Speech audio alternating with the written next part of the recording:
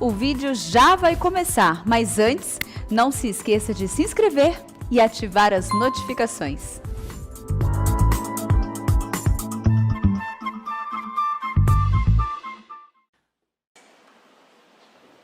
Irmãos amados, nós vamos abrir a palavra de Deus, o Evangelho de Cristo, conforme o registro de Lucas, capítulo 10. Lucas, capítulo 10. A partir do verso 1.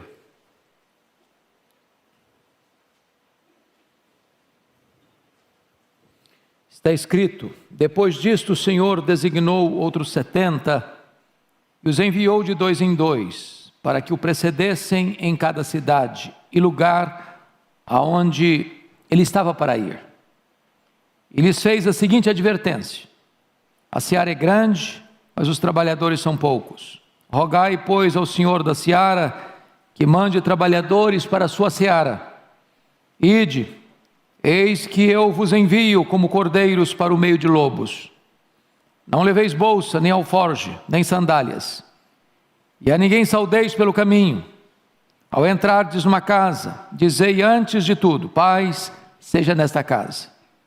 Se houver ali um filho da paz, repousará sobre ele a vossa paz. Se não houver, ela voltará para vós, ou sobre vós. Permanecei na mesma casa, comendo e bebendo do que eles tiverem, porque digno é o trabalhador do seu salário. Não andeis a mudar de casa em casa. Quando entrardes numa cidade e ali vos receberem, comei do que vos for oferecido. Curai os enfermos que nela houver, e anunciai-lhes: a vós outros está próximo o reino de Deus. Quando, porém, entrardes numa cidade e não vos receberem, saí pelas ruas e clamai. Até o pó da vossa cidade se nos pegou aos pés, sacudimos contra vós outros.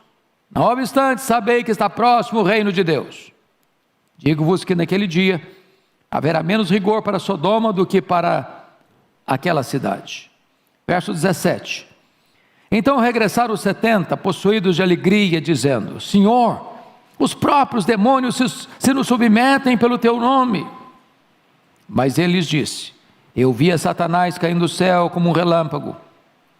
Eis aí vos dei autoridade para pisar de serpentes e escorpiões, e sobre todo o poder do inimigo, e nada absolutamente vos causará dano. Não obstante, alegrai-vos, não porque os espíritos se vos submetem, e sim porque o vosso nome está arrolado nos céus. Naquela hora exultou Jesus no Espírito Santo e exclamou: graças te dou, ó Pai, Senhor do céu e da terra, porque ocultaste estas coisas aos sábios e instruídos e as revelaste aos pequeninos. Sim, ó Pai, porque assim foi do teu agrado. Tudo me foi entregue por meu Pai. Ninguém sabe quem é o Filho, senão o Pai, e também ninguém sabe quem é o Pai, senão o Filho, e aquele a quem o Filho o quiser revelar. E voltando-se para os seus discípulos, disse-lhes particularmente: bem-aventurados os filhos que veem, ou melhor, bem-aventurados os olhos que veem as coisas que vós vedes. Pois eu vos afirmo que muitos profetas e reis quiseram ver o que vedes e não viram, e ouvir o que ouvis e não o ouviram. Irmãos amados, eu gostaria de pensar com vocês sobre evangelização, uma obra de consequências eternas. O Senhor Jesus Cristo, antes de tratar do texto que lemos, ele pôs à prova aqueles que queriam segui-lo com motivações erradas, conforme vocês podem atestar comigo, no capítulo 9, verso 57, um disse: seguir-te-ei para onde quer que fores. O segundo, no verso 59, disse: permite-me ir primeiro sepultar meu pai. O terceiro, no verso 61, seguir-te-ei, Senhor, mas deixa-me primeiro despedir-me dos de casa. Quem quer seguir Jesus com motivação errada, não tem chance de segui-lo. Porém, agora o Senhor Jesus Cristo nomeia 70 dos seus discípulos para irem de 2 em 2, entrando em casas em cidades para precedê-lo, como seus precursores. Aquela seria uma tarefa honrosa, porém difícil e perigosa. Então eu gostaria que vocês todos, com a Bíblia aberta comigo, pudessem considerar esta passagem. O primeiro ponto que eu destaco é o importante comissionamento da obra, conforme os versos 1 e 2. Vejam vocês que Jesus designa 70, e 70 é um número emblemático na Bíblia. Primeiro porque haviam 70 nações, conforme Gênesis 10.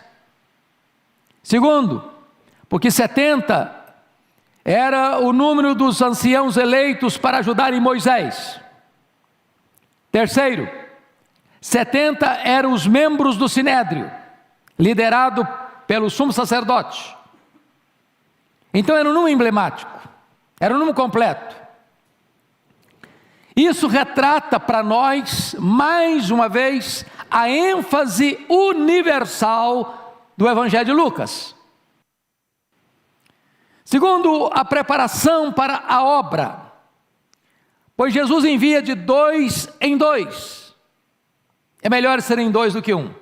Quando um cai, o outro levanta. Quando um está desanimado, o outro encoraja.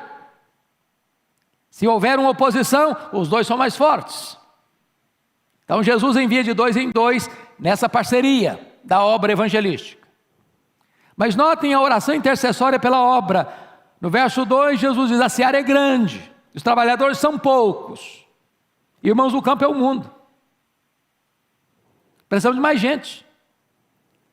Se nós queremos e precisamos ganhar o mundo na nossa geração, porque se nós perdermos o mundo na nossa geração, teremos fracassado rotundamente. Nós só temos essa geração para ganhar essa geração. É preciso de mais gente. É muito grande a obra, a seara é grande, o mundo inteiro é a seara, os trabalhadores são poucos. O que a igreja tem que fazer? Rogar ao Senhor da seara que mande mais trabalhadores para a sua seara. Quem sabe os trabalhadores estão aqui nessa noite. E o Senhor está levantando hoje aqui gente para ceifar, porque a ceifa é urgente, o campo já está maduro e não se pode esperar mais. Mas notem comigo o segundo ponto, que é a perigosa natureza da obra, porque o verso 3 diz assim: ide, eis que eu vos envio como cordeiros para o meio de lobos.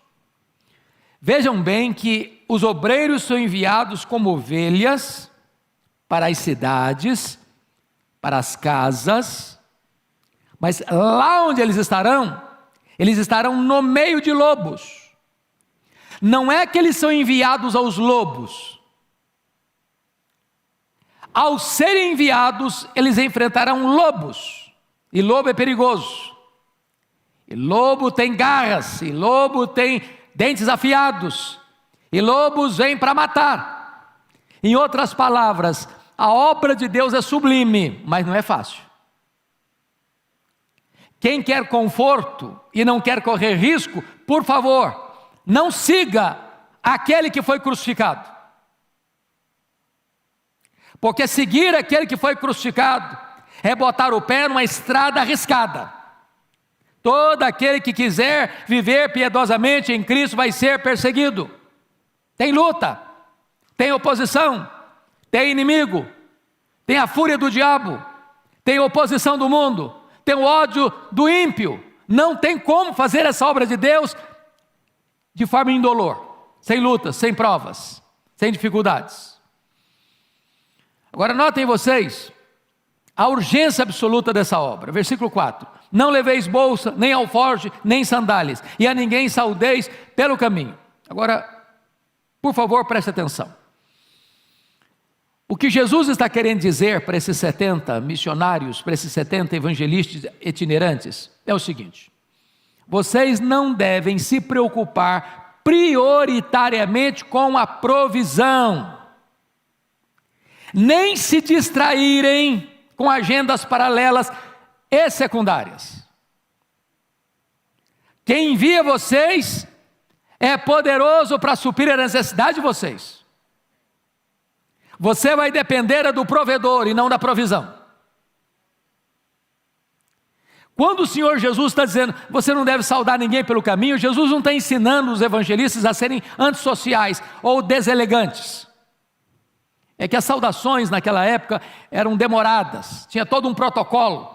E a obra era tão urgente que não poderia o evangelista se distrair com qualquer outro trabalho que não recebesse a urgência dessa obra.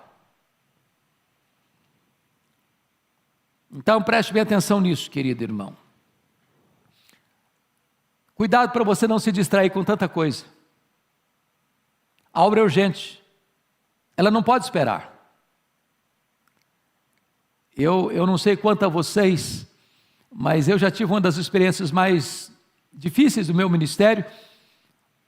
Um dia, Eduardo, eu estava no gabinete pastoral que você conhece, lá da primeira igreja presbiteriana de Vitória, e eu recebo um telefonema para ir às pressas visitar um homem que estava muito aflito, à beira da morte, e ele queria conversar comigo antes de morrer. Eu peguei o carro e saí, era em Jacaraípe, trânsito meio complicado, uns 15, 20 semáforos, não sei quantos, e quando eu estacionei o carro na frente da casa, a mulher vem desesperada e diz, pastor, o meu marido acabou de morrer e o senhor não chegou. E eu fiquei com um peso na alma, porque aquele homem precisava ouvir. Eu não sei quais eram as angústias da alma dele. E a cada minuto que você e eu atrasamos, pessoas podem morrer desesperadas, sem o conhecimento do Evangelho da graça do Senhor Jesus Cristo. Então nós não podemos nos distrair, essa é a ênfase que o texto está querendo deixar. Mas em quarto lugar, vejam vocês comigo a obra da evangelização nos lares, conforme os versos 5 a 7. Ao entrardes numa casa, dizei antes de tudo, paz seja nesta casa. Seja uma entrada boa. Você não entra condenando, olha, isso aqui é do diabo. Eu passava muito aperto com o irmão querido, lá em Bragança, e ele gostava de fazer visita comigo. Mas ele chegava numa casa e via uma imagem, falou, você sabia que isso é do diabo? E aí quase que a gente era escorraçado da casa. Na verdade faltou o quê? Faltou sabedoria. Lembra quando Paulo chegou em Atenas? O espírito dele se revoltou ao ver a idolatria prevalecendo na cidade. Quando passaram a palavra para ele, como é que ele começou a discussão? Olha, esse negócio é do diabo, viu? Não, não foi assim. Ele disse, senhores atenienses, em tudo eu vos vejo acentuadamente religiosos.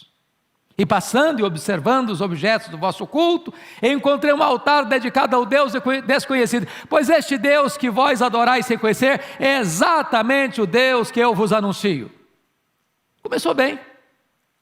Estratégia, sabedoria, abordagem certa. Na hora certa, você toca no assunto. Mas começa, paz seja nessa casa. Então, o que é o ponto que é importante destacar aqui? Os obreiros são enviados uma missão de paz, com uma missão de paz, com a mensagem de paz, em nome do príncipe da paz. E entendendo uma coisa, que o lar é o ponto mais estratégico para a igreja ganhar as pessoas para Cristo. Jesus usou esse método, os apóstolos usaram esse método, Paulo pregava de casa em casa, e as igrejas ainda hoje, que mais crescem e saudavelmente crescem, são as igrejas que usam o lar como plataforma evangelística. Há muitas pessoas que, talvez convidadas para vir num templo, elas têm resistência. Mas se você a convidar para ir na sua casa, ou se você for à casa dela, com esta expressão, paz seja nesta casa, talvez você tenha acesso, talvez você tenha entrada, e ali chega o Evangelho. Então nós não podemos desprezar essa estratégia do Senhor Jesus Cristo para alcançar as pessoas. Agora vejam bem, comigo no verso 7, uma coisa importante, permanecei na mesma casa, comendo e bebendo do que eles tiverem, porque digno é o trabalhador do seu salário, não andeis a mudar de casa em casa. Então os obreiros nessa missão de paz não devem buscar conforto, nem demonstrar qualquer ostentação. Preste atenção. Ele chega numa casinha lá, bem simplesinha, não tem ar-condicionado, nem ventilador, o mosquiteiro não funciona. E aí, você ficou naquela casa, mas tem uma casa maior, com ar-condicionado, cama boa, lençol de fio egípcio, travesseiro de pena de ganso. Vou ficar aqui nada, porque você está doido. Para cá. O que Jesus está querendo ensinar com isso? Cuidado para você não ser uma pessoa que ostente, cuidado para você não ser elitista. Cuidado para você não fazer 10 visitas num ano para uma família e nenhuma para outra família.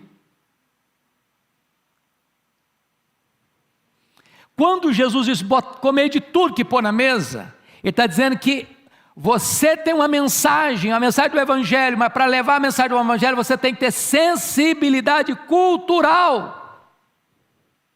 Cultural. Sabe por que Paulo proibiu Tito de ser circuncidado? E Paulo manda circuncidar Timóteo? Sensibilidade cultural. Quando queriam circuncidar Tito, era por uma razão teológica. De jeito nenhum, se você circuncidar alguém por razão teológica, você está negando a fé, você está negando a graça. Não é possível acrescentar mais nada à obra de Cristo. Então não pode. Agora, se não é teológico, é apenas para abrir caminho para a pregação do Evangelho, posso circuncidar. Timóteo, circuncida, meu filho. Eu estava pregando num país africano há pouco tempo, e eu achei muito curioso o que um dos pastores me disse. Os nossos missionários vêm para cá, mas eles não vestem a nossa roupa, eles não comem a nossa comida, eles não se envolvem com a nossa cultura e querem nos alcançar. Preste atenção nisso. Jesus está nos ensinando aqui sensibilidade cultural. O que for pôr na mesa, coma. Eu nunca me esqueci quando fui à missão Quacisabanto, e a comida era muito simples, e era de graça, para as caravanas que lá chegavam. Era um grande caldeirão, comida à base de milho, e algumas pessoas brasileiras que foram conosco enchiam um prato, da primeira garfada não gostava, encostava o prato. Aí levanta um irmão e disse: vocês precisam entender uma coisa, esta comida é a expressão da graça de Deus, e não se pode jogar a graça de Deus no lixo. Preste atenção nisso, não crie barreira para que o Evangelho da paz chegue ao coração das pessoas. Tenha sabedoria e sensibilidade cultural, foi o que Jesus está ensinando. Mas notem mais, queridos irmãos, notem mais, no versículo 7, permanecei na mesma casa, comendo e bebendo do que eles tiverem, porque digno é o trabalhador do seu salário. E aqui o Senhor também está mostrando outra coisa. A motivação em pregar o Evangelho não tem que ser dinheiro. Nós estamos vivendo uma época hoje complicada do comércio do sagrado, de pregadores, de cantores só atenderem uma agenda sabendo quanto vai receber. Virou comércio. E o Senhor Jesus está reprovando esse princípio para todos nós, que temos o privilégio de levar a palavra de Deus. Agora notem comigo, em quinto lugar, a obra da evangelização, agora não nas casas, mas a partir do verso 8, nas cidades. Quando entrardes numa cidade e ali vos receberem, comei do que vos for oferecido. Veja de novo aí que Jesus está preocupado com cardápio não. Não é com cardápio que ele está preocupado. Não é com a dieta que ele está preocupado. Ele está preocupado com o quê? Sensibilidade cultural. Então eu quero destacar aqui algumas coisas. Primeiro, a aceitação do Evangelho nos versos 8 e 9.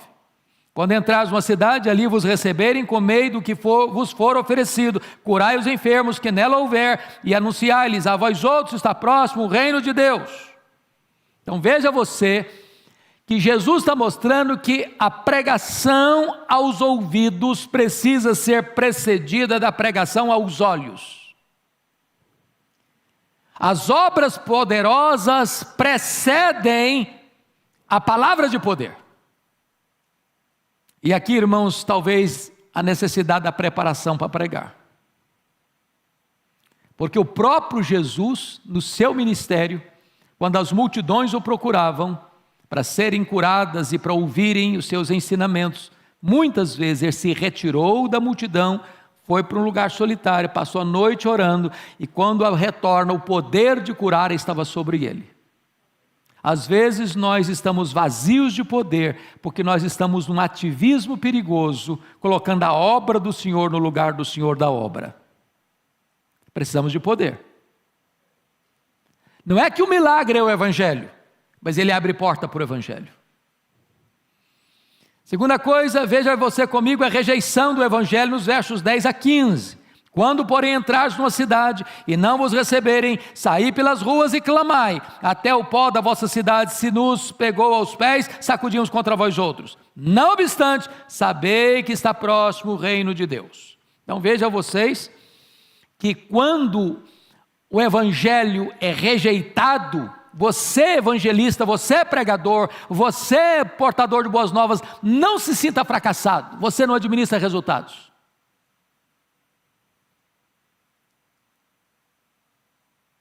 Agora, o fato das pessoas rejeitarem, elas estão acumulando juízo sobre a cabeça delas. É nessa conjuntura que haverá mais rigor para essa cidade que rejeitou os mensageiros e rejeitou o Evangelho, que para Sodoma e Gomorra. Mas os evangelistas que estão sendo rejeitados, e o Evangelho pregado está sendo rejeitado, tem que ser pregado com clareza. Não obstante, apesar de vocês rejeitarem, entenda isso, está próximo o reino de Deus. Vocês não querem escutar? Mas tem que escutar, o reino de Deus está chegando. Está chegando. Não são vocês que rejeitam, que vão validar ou invalidar a mensagem que nós pregamos. Ela é verdadeira, ela vai acontecer, ela é real. O que Deus falou vai acontecer, quer recebendo vocês ou não, o reino de Deus está próximo. Agora vejam vocês, em terceiro lugar, a autoridade dos obreiros, versículo 16. Olha comigo. Quem vos der ouvidos, ouve-me a mim. E quem vos rejeitar, a mim me rejeita. Quem, porém, me rejeitar, rejeita aquele que me enviou. Irmãos, olha que coisa impressionante isso aqui. Você é um embaixador. Um embaixador é alguém, por exemplo, o embaixador do Brasil. Ele está no Canadá, na França, na Alemanha. Ele é um brasileiro. Ele está lá no outro país. Ele não pode se naturalizar lá. Ele é daqui. Ele é cidadão daqui. Ele representa o seu país. Ele fala em nome do seu país. Ele não fala de moto próprio. Ele não representa a si mesmo. Ele representa o seu governante. Ele representa a sua nação. Então o que o texto está dizendo é que quando alguém rejeita o evangelista, ele está rejeitando em última instância quem comissionou o evangelista. E quem rejeita Jesus está rejeitando o próprio Deus Pai.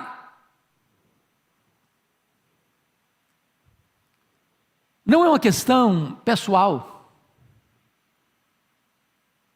Quem está mandando você, comissionando você, é aquele que tem todo o poder e tem toda a autoridade nos céus e na terra. Você está representando o Rei dos Reis, o Senhor dos Senhores. Você é embaixador dos céus, você é embaixador de Deus, você é embaixador de Cristo. Nunca se sinta pequeno, nunca se sinta miúdo, nunca se sinta achatado, nunca se sinta diminuído. Se alguém ao ouvir a sua mensagem, a mensagem do Evangelho, rejeitar este Evangelho, virar as costas para você, entenda isso, ele não está rejeitando você, ele está rejeitando aquele que enviou você. Bom, deixa eu sintetizar até aqui em 5 pontos. Primeiro, O pregador não deve estar sobrecarregado com preocupações financeiras. Digno é o trabalhador do seu salário. Segundo, o pregador deve concentrar-se na sua tarefa.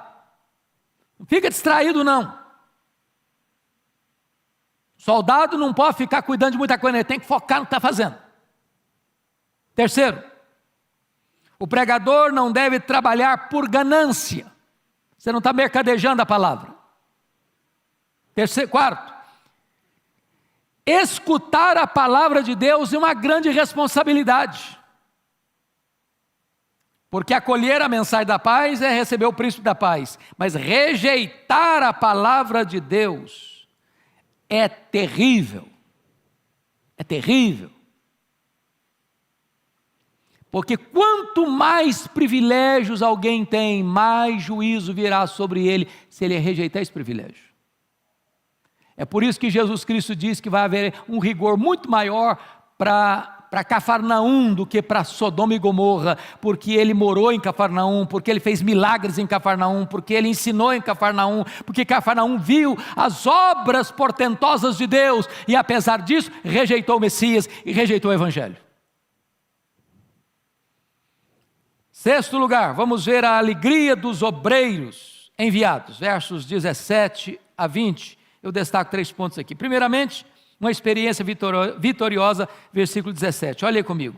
Então regressaram os 70, possuídos de alegria, dizendo: Senhor, os próprios demônios se nos submetem pelo teu poder. Eles estão tão fascinados pelo poder do Evangelho, deste poder da luz, que vai desbancando as trevas, que vai reprovando as trevas, que vai libertando os cativos, os endemoniados ficam libertos, os demônios têm que bater em retirada, e eles estão extasiados com este fenômeno. Até os demônios se nos submetem pelo teu nome.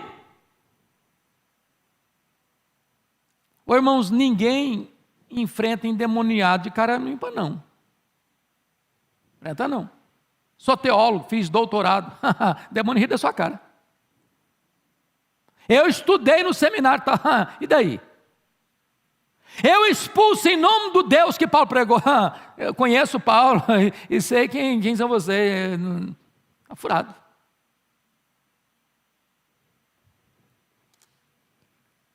Eles estão impressionados, não é porque eles têm poder.